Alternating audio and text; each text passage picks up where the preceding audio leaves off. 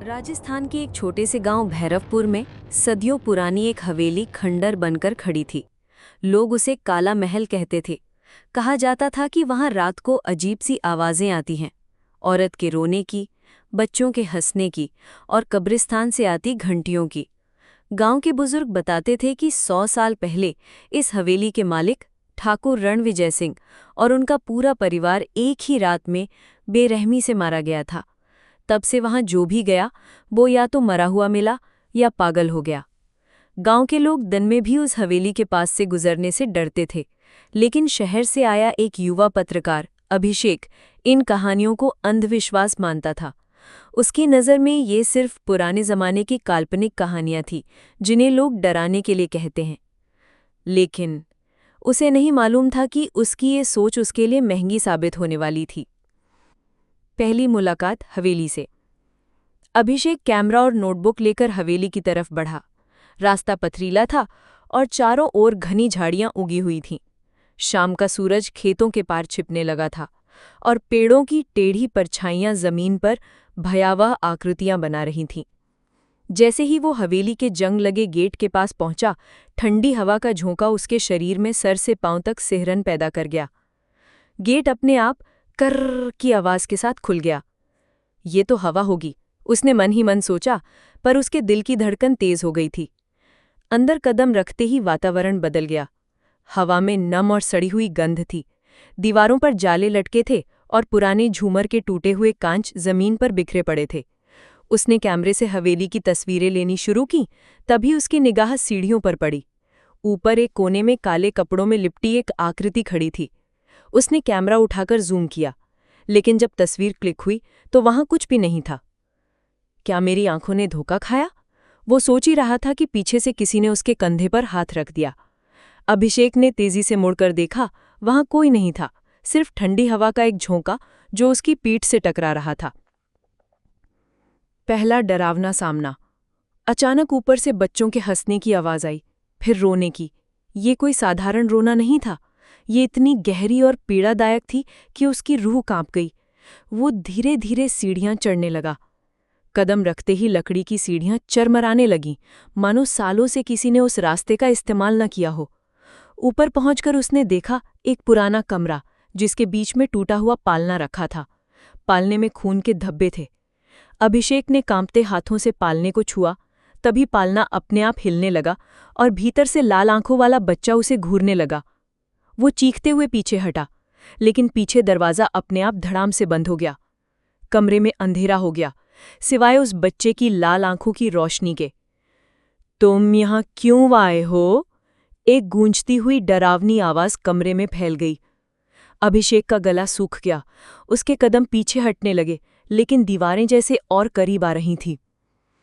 कमरे का अंधेरा मानो जिंदा उठ उठा था। हवेली की टूटी खिड़कियों से आती ठंडी हवा में किसी अनजाने डर की फुसफुसाहट थी। अभिषेक का दिल उसकी छाती तोड़कर बाहर आने की कोशिश कर रहा था। हे भगवान, ये क्या है? उसके होंठ कांप रहे थे। लाल आंखों वाला बच्चा पालने से उतर चुका था। उसके नन्हे से हाथों की हड्डियां बाहर झांक रही थीं और उसके चेहरे पर एक भयावह मुस्कान। उसके कदम फर्श पर लग भी रहे थे और नहीं भी, जैसे वो इस दुनिया का हिस्सा ही न हो। दरवाज़ा जो खुलता नहीं था। अभिषेक ने पीछे जाकर दरवाज़ा खींचा। उसने पूरी ताकत से धक्का दिया, लेकिन वो हिला तक नहीं। तभी एक ठंडी नुकीली उंगलियों वाली पकड़ ने उसकी कलाई जकड़ ली। तुम्हें वो देखना ही होगा जो सब ने छुपा रखा है। ये आवाज़ उसके कान के ठीक पास थी, लेकिन वहां कोई दिखाई नहीं दे रहा था। अचानक कमरे के कोने में एक पुराना आईना चमकने लगा। उस पर धुंध बनने लगी और धुंध में एक तस्वीर उभरी। ठाकुर रणविजय सिंह का परिवार, खून से लथपथ, हवेली के इसी कमरे में। उनके पीछे काली, बिना चेहरे वाली औरत खड़ी थी। तस्वीर जैसे जिंदा हो गई। अभिषेक अपनी ही आंखों से देख रहा था कि ठाकुर रणविजय अपनी पत्नी और अपने 3 बच्चों के साथ रात के अंधेरे में भोजन कर रहे हैं। अचानक काली औरत कमरे में दाखिल होती है। उसके हाथ में एक जलता हुआ दिया, जिसकी लौ हरी है। जैसे ही उसकी परछाई परिवार पर पड़ती है, सब एक एक कर खून की उल्टी करने लगते हैं और जमीन पर गिर जाते हैं। बच्चों की चीखें, ठाकुर की गरज और औरत की एक डरावनी हंसी हवेली के दीवारों में कैद हो जाती है। बहना हो गया। ये दृश्य देखते ही अभिषेक की रूह कांप गई, लेकिन इससे पहले कि वो कुछ समझ पाता, आईना टूट गया और अंधेरा वापस छा गया। हवेली की भाषा। कमरे में लाल आंखों वाला बच्चा बहुत पास आ चुका था। अगर सच जानना है तो नीचे वाले तहखाने में जाओ। उसकी आवाज मानो कहीं दूर से आ रही थी, जैसे कोई पानी के अंदर से बोल रहा हो। अभिषेक ने डर के मारे सिर हिलाया और तभी दरवाजा अपने आप खुल गया। वो भागते हुए सीढ़ियां उतरने लगा। हवेली का निचला हिस्सा और भी ठंडा था। हवा भारी थी, सांस लेना मुश्किल। दीवारों पर अजीब तरह के मंत्र खून से लिखे हुए थे। छत से लटके पुराने लोहे के हुक झूल रहे थे और कहीं कहीं जंजीरों की खनक सुनाई दे रही थी, लेकिन वहां कोई नहीं था। तहखाने का दरवाजा। एक लकड़ी का भारी दरवाजा सामने दिखाई दिया।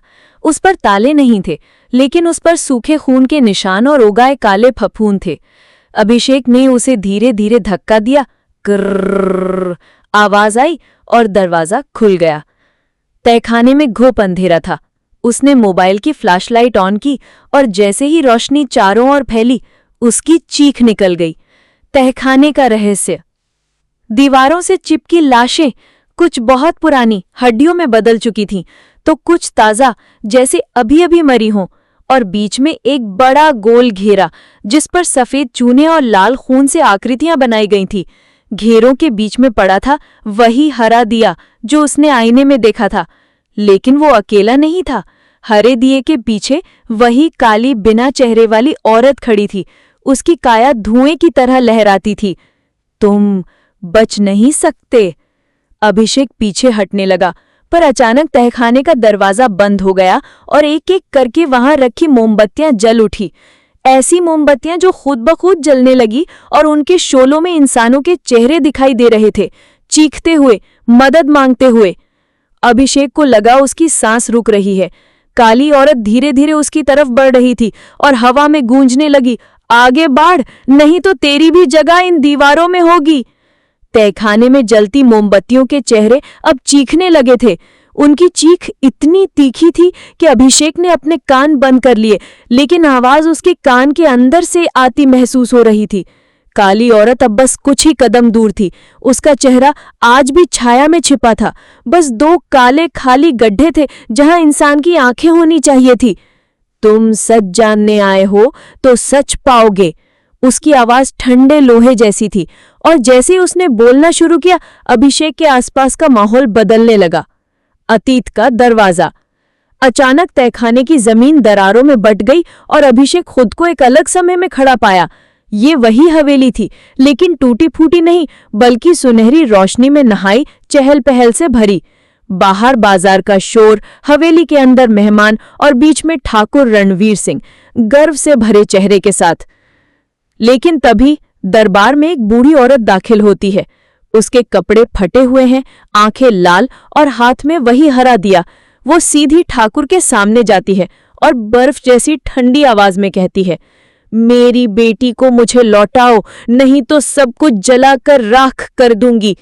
ठाकुर हंस पड़ता है और पूरे दरबार में भी हंसी गूंज जाती है। जा बूढ़ी, तेरे श्राप में दम नहीं। उसने सैनिकों को इशारा किया और औरत को बाहर खींच लिया गया। उसी रात आंधी आई, हवेली की सारी लाइटें बुझ गई, लोहे के दरवाजे अपने आप खुलने लगे। औरत वापस आई, लेकिन अब उसके पास इंसानी चेहरा नहीं था। उसके पीछे दर्जनों साए थे, औरतों के, बच्चों के, बूढ़ों के, सबकी आंखों में वही हरी लौ। वो हवेली में दाखिल हुई और जिस पर उसकी परछाई पड़ी, उसकी सांस बंद हो गई। सारी हवेली एक रात में मौत के अंधेरे में डूब गई। वो खून पीती रही, हंसती रही और कहती रही, तुमने मेरी बेटी ली थी, अब मैं तुम्हारा सब कुछ ले रही हूं। वापस तहखाने में। अभिषेक हाफता हुआ वापस तहखाने में लौटा। उसने समझ लिया था कि हवेली क्यों शापित है, लेकिन ये भी जान गया कि वो यहाँ क्यों फंसा है, क्योंकि वो उसका अगला शिकार बनने वाला था।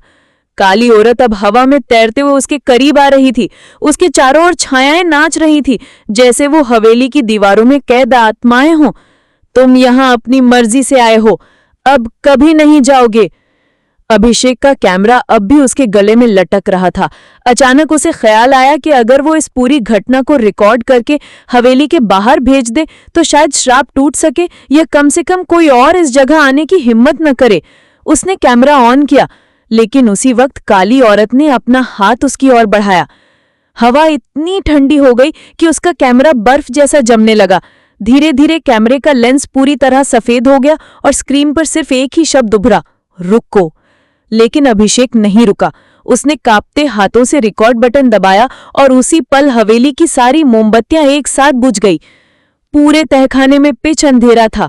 फिर अचानक एक के बाद एक लाशों की आंखें चमकने लगी, लाल, हरी, नीली। अभिषेक के पैरों के नीचे किसी चीज ने पकड़ बनाई, ठंडी चिपचिपी उंगलियां जो धीरे धीरे उसे जमीन के अंदर खींच रही थी। उसने पूरी ताकत से चिल्लाने की कोशिश की, लेकिन हवा जैसे उसके गले में फंस गई हो। काली औरत ने झुककर उसके कान में फुसफुसाया, अब तू भी मेरी हवेली का हिस्सा है। और अगले ही पल अंधेरा। अगले दिन गांव के लोग कहते हैं अगली सुबह हवेली का दरवाजा खुला मिला, लेकिन अंदर सिर्फ अभिषेक का कैमरा पड़ा था। उसके कैमरे की रिकॉर्डिंग में कोई इंसानी शक्ल नहीं थी, बस एक खाली तहखाना और एक हरी लौ जो धीरे धीरे स्क्रीन के इतने पास आ गई कि सब काला हो गया। अभिषेक कभी नहीं मिला, लेकिन आज भी जो लोग काला महल के पास से गुजरते हैं कसम खाते हैं कि उन्हें हवेली की खिड़की से एक आदमी की चीख सुनाई दी थी, मुझे यहां से निकालो।